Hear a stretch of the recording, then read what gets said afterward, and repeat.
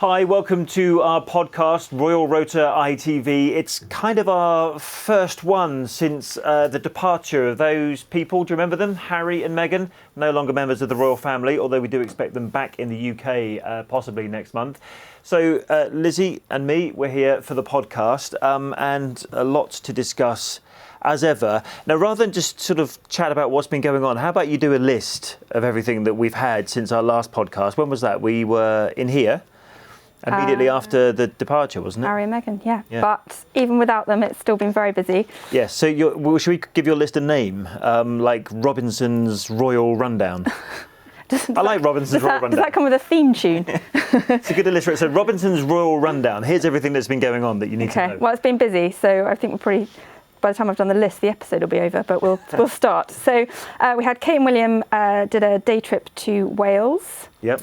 We were there. We've also had a rare joint engagement by Charles, Camilla, Kate and William in Loughborough this week. The new Fab Four, as someone said. We had an announcement on Princess Beatrice's wedding plans. Or lack of them, but anyway, we'll talk about that later. Talk about that. The Queen returned to London from Sandringham, where she spent her festive break and celebrated or marked the 68th anniversary of her accession to the throne.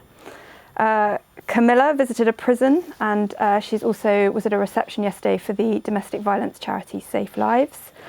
And she was visiting a prison rather than being in prison. Visiting, to be clear, yes, we were with her for that. Kate yesterday took her landmark survey on the early years to Aberdeen and to Belfast. A slippery moment, shall we say? Something about a snake, but we'll talk about that later. Yeah, go on. This rundown's quite long. Very, very long. Prince William was at a reception for the Metropolitan City Police Orphans Fund, which he supports as patron.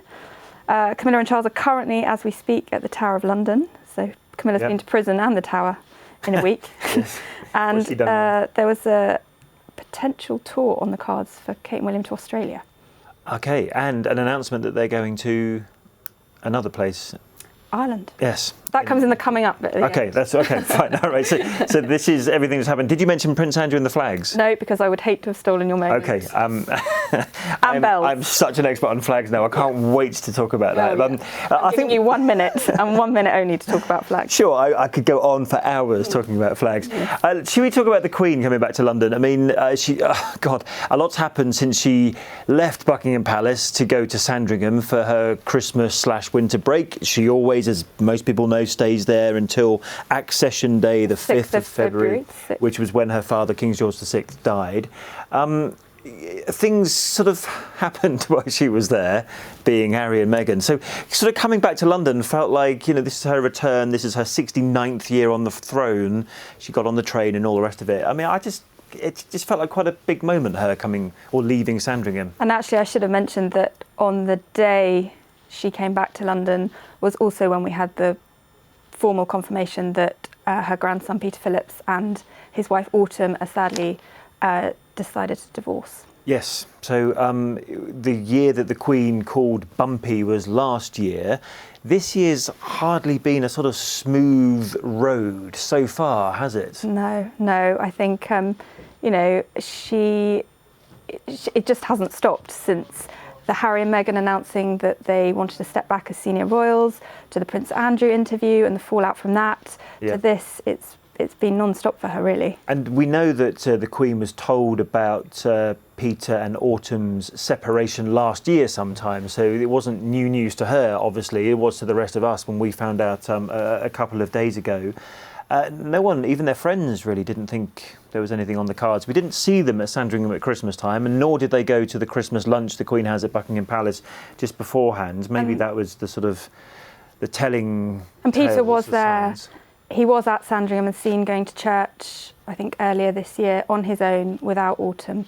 But they've described it as a sad but amicable split. Yeah. And obviously, they've got two daughters, Savannah and Isla, and they're putting them at the kind of forefront of their priorities. And here's someone who, is not a full-time working royal. In fact, a lot of people might know him more recently for the I don't know whether to call it controversy or not, but the revelation that he was advertising British milk on Chinese television. Hi, I'm Peter Phillips, this is what I drink. But he's not a full-time working royal. He was earning his own money. They're not HRHs, neither Peter nor his sister Zara Tyndall, because Princess Anne, their mother, decided that when they were born.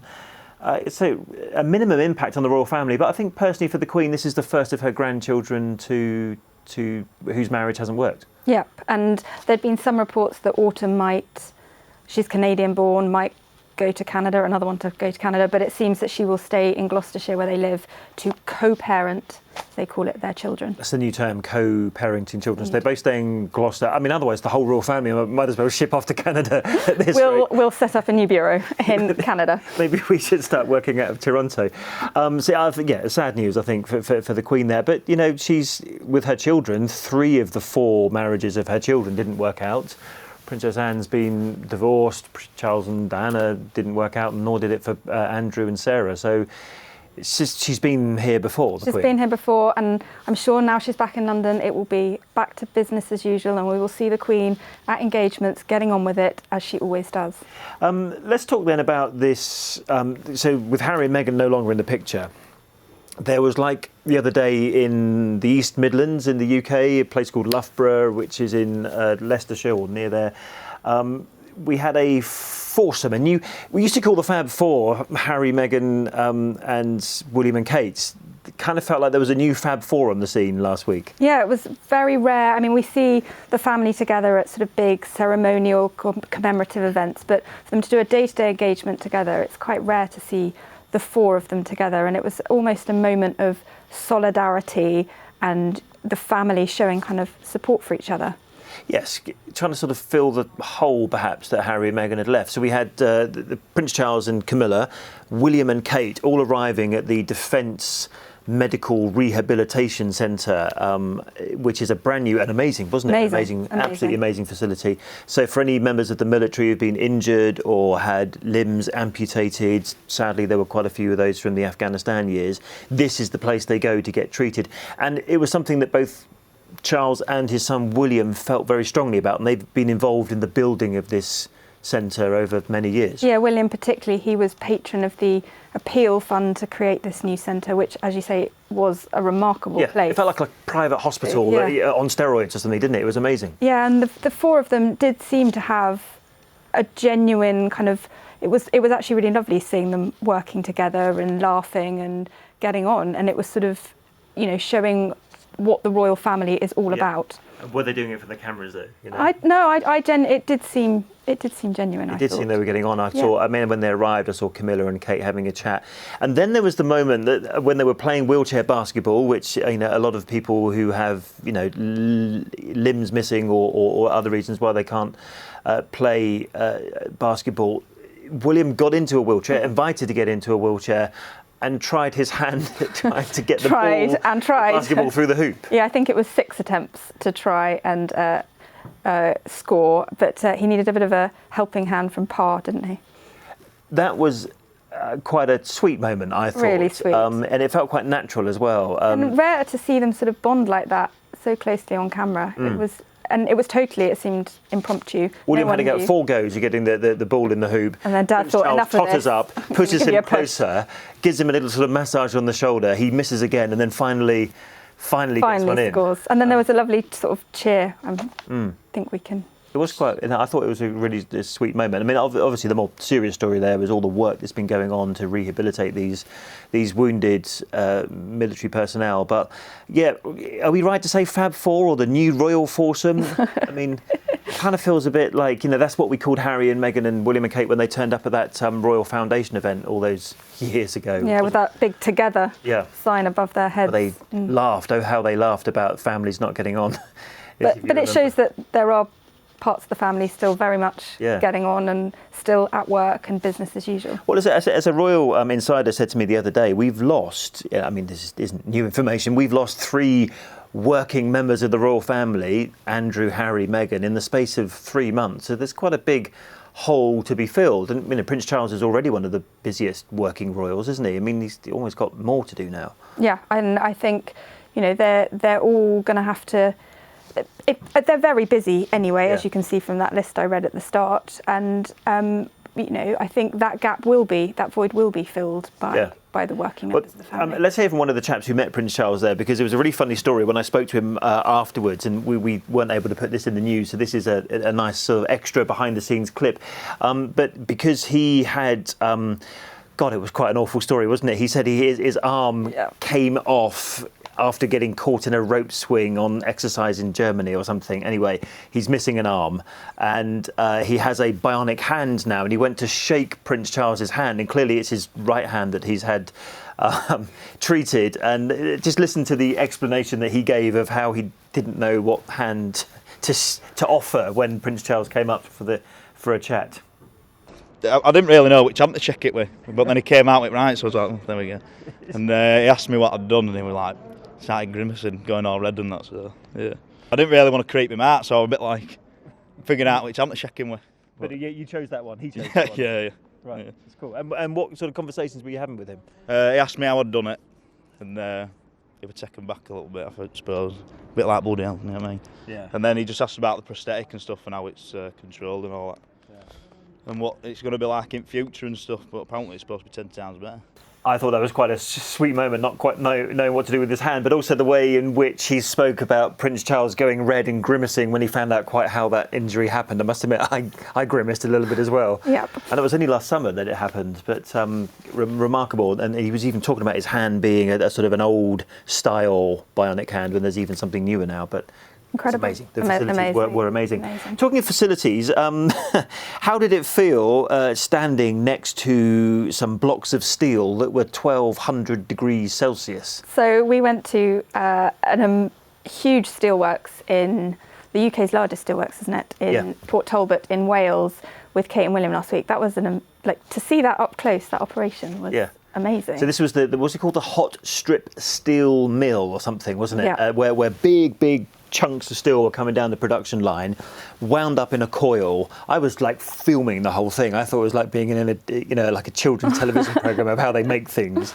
Really hot. 1,000 degrees hot. And it wasn't only us that had to wear what they call PPE, personal protective equipment. The two people visiting had to have it on as well. Too. Yep, they did. And the Tata, the company that run the plant, have been in the press a lot recently about job cuts, and they're said to be expected to be 3,000 job cuts across Europe, 1,000 of those to potentially affect the UK. So half of those are probably in Port Talbot, where it was. So they actually had a meeting with the unions. And again, I thought it was very much a bit like when we were there in Dundee in Scotland, when he went to a Pirelli tyre factory that was being shut down, and you're talking to people who are on the verge of losing their jobs. Michelin Tyre Factory, well done. Then there was the Blackpool visit, where they went into, to see some of the worst kind of housing in Blackpool. This felt a bit like that, didn't it? Like that kind of visit where William and Kate are trying to look at real Britain, not the sort of varnished Britain. They've got they're really keen to get out and do more than just see new centres and open places and cut ribbons and show off plaques. They want to get around the country and see the issues that are really affecting people. And I think by going to somewhere like Port Talbot, they could see people that are that steelworks provides jobs for most of the community, a lot of the community there. So they wanted to see, I think, some of the issues that are really affecting people there. We spoke to some of the families afterwards, and they said, look, we don't know what's happening with jobs. They were quite touched that William and Kate had been to visit, and they're just cracking on. I think one of the guys said to me, "I'll keep turning up for work until they tell me not to turn up anymore," which was and with the apprentices. We spoke to some apprentices who had a chat with William and Kate, and they said, it's difficult not to be concerned by what's going to happen in the future. But William was very reassuring to them. He said, does Tata feel like a company, or it feels like a company that, looks after its staff, and that should hopefully allay some of your fears. But there's people are definitely worried there. Yeah, and actually there was a really amazing picture, wasn't there, when they came out of the steelworks, and that they have to go through those, like the metal, what would you call them, metal turnstiles, but they still had their white hard hat on, their safety goggles and their bright blue overalls. And they looked, well, I mean... like they were clocking off. They looked like a couple clocking off after a shift. I mean, clearly they hadn't, but it could almost have been so. So, I mean, that was quite an interesting visit. But also in South Wales, they did ice cream, they did RNLI, which is the sort of volunteer lifeboat service. Yeah. Had a windy walk along the seafront. In the place called the Mumbles. Yeah. So I thought, you know, there was no one theme coming from Wales. It was almost like a visit to a country or part of a country that one day William will be Prince of. He will be the future Prince of Wales. Yeah, it was sort of, you know, very much going to see some of the real issues affecting the area, but also some of those more traditional royal visits where they do the walkabouts and meet people. There was a really touching moment actually with a 90-year-old when they did the walkabout, and Kate spent some time with him, and his father-in-law tweeted afterwards to say, you know, just how much that meant to him and his family that she spent time with him and took time to talk to him. So you kind of see the real impact that royals make when they do these walkabouts. And Kate met some of her old teachers as well, because from the school that she used to be at, was it in Berkshire, I think, in the UK, and yet they happened to be in South Wales, and she bumped into a couple of her old amazing he find on a walkabout in Wales. Totally amazing, isn't it? Talking of walkabouts and things, they're going to do quite a big walkabout, we think, but we're not sure, to Australia. I was like, see the link? Yeah, That's such a good segue. You looked confused. I was very confused. So a walkabout to Australia. Well, clearly they might need to fly there, but we think there's an Australia visit coming up.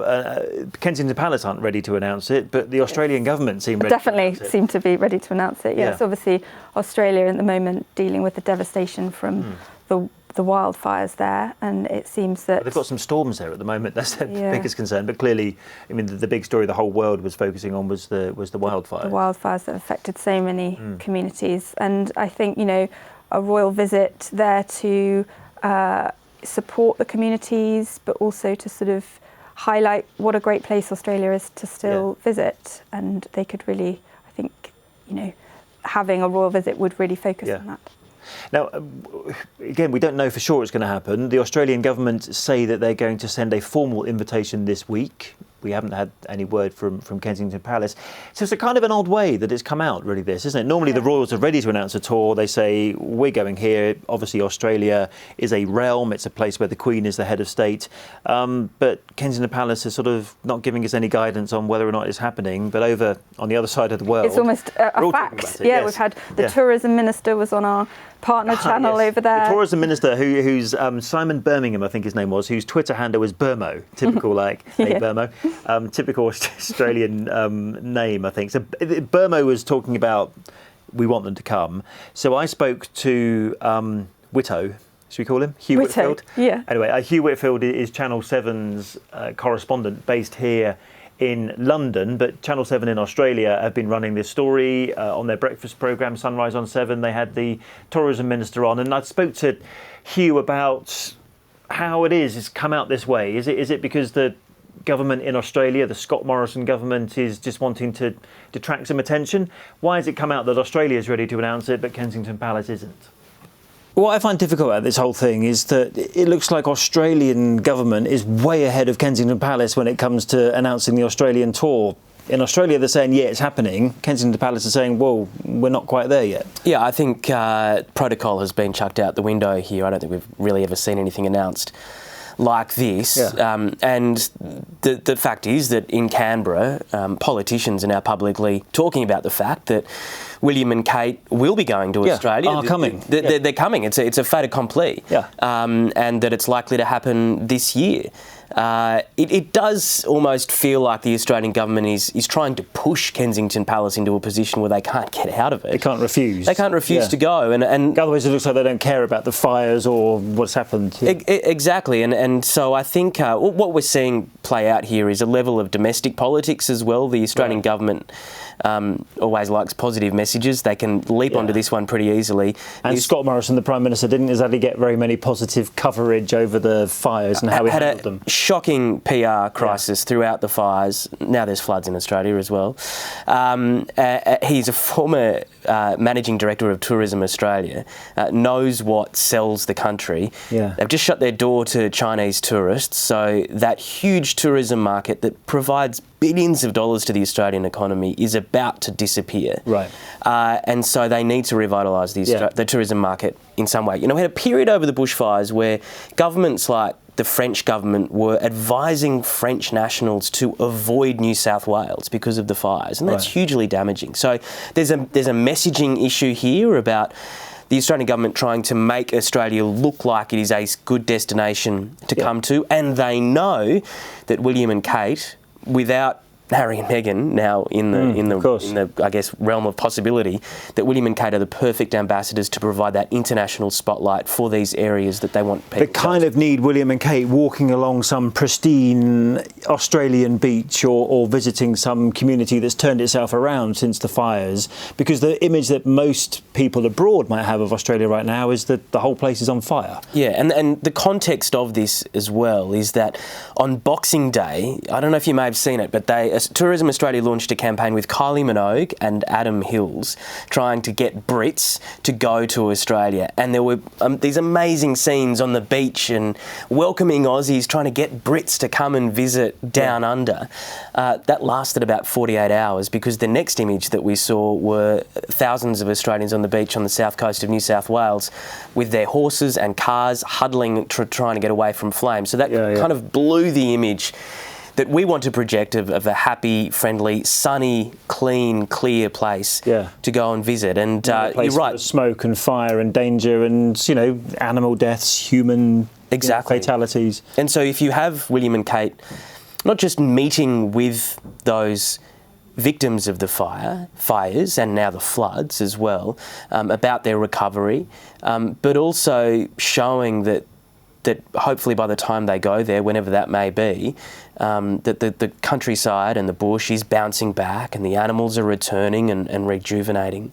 That's the sort of image that they'll try and project. And of course, one of the big problems for them is that there are so many places that they could choose to go, because there are so many parts of Australia that have been impacted by the fires. And when you say we don't know when they're going to go, I mean, I think my understanding is not Easter. Summer also, our summer, might be a little bit too soon as well, because the invitation hasn't even landed on the doormat of Kensington Palace yet from your Prime Minister. So therefore, we're probably talking about later in the year, end of the year even, to get William and Kate out there and get the whole itinerary nailed down. Yeah, it's going to take some time. I think the Australian government would like to go as soon as possible, but they should also be conscious of the fact that, you know, these communities are in an active they're not even actively rebuilding, they're in active recovery stage at the moment. And royals often say they don't want to go somewhere too soon because they don't want to interrupt the recovery or whatever else is going on. So. And I think that's a pretty fair point as well, because if they turned up now, it's going to look pretty diabolical, and the place is either burnt out or washed away. Yeah. So they do need to wait. Look, the timing, as we've been discussing, is interesting in terms of whether or not they'll take the children, the impact on the school year, whether they're going to want to interrupt their summer holidays. Remarkably, you know, most parts of Australia are probably warmer than summer in Balmoral anyway during our winter. But yeah, I think the second half of the year is probably the easiest time to go in terms of scheduling. Can they find a half term or something like that if they want to take the kids? I'm sure that the Australian government will definitely be asking for George, Charlotte and Louis to be there as well, so that they can get an image of, you know, a Bilby with Charlotte, Louis' first trip to Australia, same for Charlotte as well. That would be perfect for your tourism industry, isn't it? But I mean, I don't think actually William and Kate have yet done a tour with all three children. No. The last time they went away with two of them, I think, was Germany and Poland a few years ago. So it's going to happen at some point. It's going to happen. It looks like William and Kate now can't say no. Kensington Palace have been backed into a corner by the Australian government. So it's going to happen. We just don't know when. Yeah, and I mean, if you're in Australia, the message that Australians have received that this is a fait accompli, this is going to happen at some point. So it would raise more questions if it didn't happen. And we had some in Birmingham, the tourism minister, federal minister in the cabinet, you know, seemingly quite powerful. On our breakfast show, Sunrise, this week, saying that the invitation is being written by the Prime Minister, Scott Morrison, and will be forwarded to Kensington Palace in the coming days. Now, that was 2 days ago. Whether it's going to come in the next couple of days or next week, we don't know, but it's happening. The invitation will go out. Yeah. And if they refuse, then that won't go down. It looks like they're turning their back on Australia. So anyway, I think from all that we know it's happening. It's just a bit of an odd way to do it. It's so odd. It's so odd. Yeah. Great. Hugh, thank you. Thanks, Chris. So, I mean, a lot to talk about with Australia. We don't know what's going to happen. We don't know when it's going to happen. But actually, it could be quite powerful because a lot of the Australians are saying that what they need William and Kate to do is not just look around and look how sad things are. They want to re-advertise the country to say Australia's a great place to come and visit and we're still open. But also to refocus the world's attention on the rebuild and on the money that's still required to rebuild big chunks of Australia. Yeah, I think from sort of the royal perspective, they're acutely aware of the amount of work and attention that goes into a royal visit, and they don't want potentially to take away attention that should be going on the recovery efforts for communities on royals coming to visit and sort of getting in the way. I think that they're going to be very sensitive to that if they do go. Yeah, and we don't know whether they're going to take the kids. I mean, it's quite a difficult place to take the kids, isn't it? Because I don't know, just because you'll be talking about the number of deaths, the number of animals that have been killed. I mean, we simply don't know they're going to take the kids, but if they do, that means they'll have to be in the Easter holidays or summer holidays, and yet all that's very much up in the air. TBC at the moment. There's something else that's TBC, whether or not to fly a flag for Prince Andrew's birthday. This is your moment. I will let you fill everyone in. Over the flag slot. Just take over. Right, it's so all we yours. explain why this is, because we had to do a story on this, and therefore I had to look into the rules around flags Chris. and when you fly them and all the rest of it. So it turns out that there is legislation that you fly the flags from government buildings, not local authority buildings and town halls. They can if they want, but it's only voluntary. Still awake? They fly. Are you still awake? Fly the flags from government buildings for the birthdays of 10 royals. Yep. Want to name them? No. This is all yours. But there's 10 royals, and Prince Andrew is one of those royals for whom a flag is flown on his birthday. Now, his birthday is on the 19th of February, and it's his 60th this year. And he's going to be 60. So ordinarily, flags would be flown because it's his 60th birthday. Because of everything that's happened with Prince Andrew and all the allegations, he strongly denies all the allegations around Jeffrey Epstein, a lot of councils, local authorities have said, I ain't flying no flag for Prince Andrew. Correct. Pick up. So what's going to happen next? We do know the bells at Westminster Abbey will still definitely toll. And we do also think, from my very thorough research, that the government would literally have to change the law in order to stop flags being flown. And that's a problem in? That's a particular problem in Northern Ireland, so you were listening. A particular problem in Northern Ireland where the flying of flags in the north of Ireland is a problem for all sorts of political reasons. So we don't actually know whether they're going to fly flags next week. We'll have to have a few cameras out and a few government buildings and see what happens. And there ends Flag Chat. I could go on. I could talk. You could. More there is a about blog up flags. should you want to. There is a whole blog on flags up. if you want to go on to our website at Chris Ship ITV on Twitter if you can bear to read more about flags, or on our website itv.com/royals is where all our royal news is held. And flag news. But we so should anyway, talk about his daughter's but wedding. We think the Queen might. We don't know yet, but the Queen might be out and about on that day in any case. So, but we have to wait. Possibly. And see. Yeah. Stay with the Yorks. Stay with the Yorks. So we had some announcements in the last week about Princess Beatrice's wedding. To Eduardo Mapelli Mossi, we think. Yeah. Yep, which will be on the 29th of May, which is Friday. Another Friday wedding. Friday wedding, and where they're having it? They are not having it in Windsor. They're not having it in Windsor, which was where her younger sister Eugenie was married to Jack Brooksbank, and also where that couple Harry and Meghan were married there in May 2018. Yeah, Anyway, and Lady Gabriella Windsor. So we've had a lot there. And Peter Phillips and Autumn Phillips. And Peter Phillips in 2008. We're going from weddings to divorces. Anyway, let's get back to weddings. So she's having it at the Chapel Royal at St James's Palace. Yep, on the 29th of May, and then they will have a private reception at Buckingham Palace, hosted by the Queen. Now, when they announced this, I immediately thought, well, St James's, the Chapel Royal in St James's Palace. Have you been there? I have. I went for Prince Louis's christening. Right, actually. there we are. It's inside St James's Palace, so if you want, you can keep all the cameras, all the tourists, all the onlookers outside. It can be as private as they wish it to be. They might want to invite a camera in, they might not, we don't know. And then they're going to do a car move, not a carriage move, to Buckingham Palace. kind of feels like they're keeping this thing low key because of Dad. Well, it's a very shame for her. different setting to Windsor. It's a much more intimate. It's sort of in a courtyard. It's a much more intimate setting, but still Private.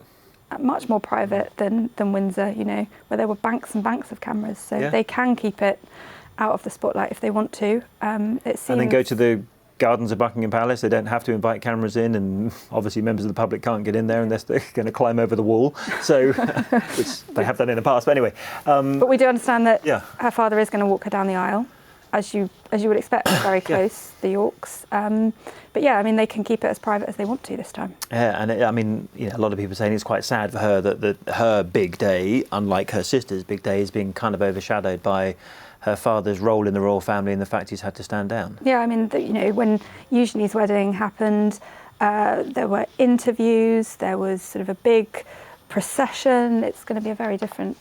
Very different. Type. But Queen Victoria and Prince Albert were married there. They were. As was somebody else, I think, like the future King Edward VII. Thing like that. I think so, possibly. Anyway, so I mean, it's not as if, you know, quite significant royal figures haven't got married in since. And it's where Prince George was christened. It was where Prince Louis was christened. Well, yes, exactly. So it's going to be an interesting day. It's Friday, the 29th of May. Friday, 29th of May. Do you have a quick rattle through? There were some great pictures of Kate holding a snake. We were talking about the slippery thing earlier. So slippery snakes. Kate's in Northern Ireland got a survey out at the moment on the early years, which is obviously her big focus at the moment. A landmark survey. Which they said yesterday had 200,000 responses, which makes it the biggest of its kind in the UK. And she's taken it to all corners of the UK. So she's done Wales, she's done England, and this week she was in Northern Ireland, which is always shrouded in secrecy because of the security issue in Northern Ireland. So that wasn't announced publicly until the day she landed. So she was at a farm there, and there were great pictures of her with an alpaca and a lamb and a snake. And a snake. Again, that's on our Royals Instagram page. It is. At ITV News Royals on Instagram. And then she went up to Aberdeen to an initiative up there called Social Bite, which interestingly Harry and Meghan visited in Edinburgh when they were up there a few years ago.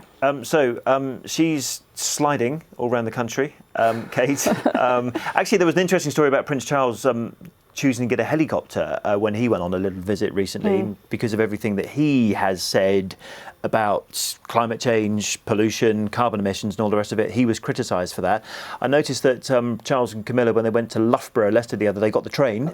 William and Kate, when they went to Wales, in the interest of fairness, got a helicopter. They did, yeah. I presume Kate flew to get to Northern Ireland and Scotland. There's no other way of getting there. So I don't think she swam. No, well, that would have been a story. But I mean, the royals and the way they travel is a topic at the moment. Definitely a topic. Yeah. I mean, I think it always has been really how they've sort of moved around. But more than ever, you know, if they're going to campaign on these issues and highlight these issues, then how they travel is also going to be called into question. Exactly, yeah, I think so too. And given that Clarence House, Prince Charles's office, made such a big deal when he went to Davos, so he's only dropping in there on his way to Jerusalem, and he's getting an electric car to the conference, not a helicopter. It seemed a bit of an odd choice to stick him in a helicopter to go from his country home in Highgrove in Gloucestershire over to an event in Cambridge to talk about climate change and lowering emissions from aircraft. So I think that was a bit of an own goal from his office, if I were to offer my opinion on that one. Talking about Prince Charles's other half, it was quite a fascinating visit when we went to jail with Camilla. Went to jail. I'd never been to a prison before, but we went to HMP Behind the Wire, Downview, which is one of only 12 prisons in the UK. 12 female prisons, female only. Yep. And we were looking at the kind of rehabilitation programmes there, so things that the women can do to help them sort of learn new skills or just have something to do in prison, which is what lots of them said was really helpful. So Wales, Loughborough, Fab Four, prisons, flags, weddings, snakes, pretty much sums up standard royal week. Standard royal week and a half. So listen, we're going to try and make this podcast weekly, ASAP, as soon as we can. Yeah. And in so doing, you're going to give us a rundown of everything that's coming up in the following week. The things that I can talk about. Yes. So if the last one was called Robinson's Royal Rundown, we should Robinson's Royal. We can't think of an R for review. No. Forecast. We're open to ideas. I'm going to think of an R. Robinson's Royal what?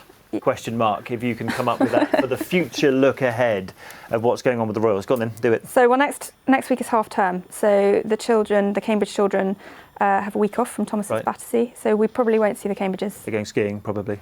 Or often they go to On a Anmer plane. Hall, their residence in Norfolk.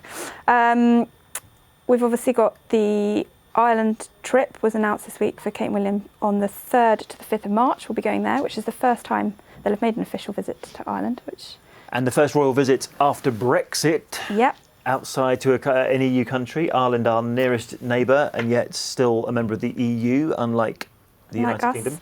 And Prince Charles will go to Warwickshire and the West Midlands on Tuesday. Good. Right. Thank you. Thank you. That was a packed edition of the Royal Rota. As I say, the podcast we want to make weekly so that you know where to find us and when to find us. More details on that coming up. I think you'll agree it's been a busy one on this occasion. I hope you've enjoyed listening, watching, however you consume us.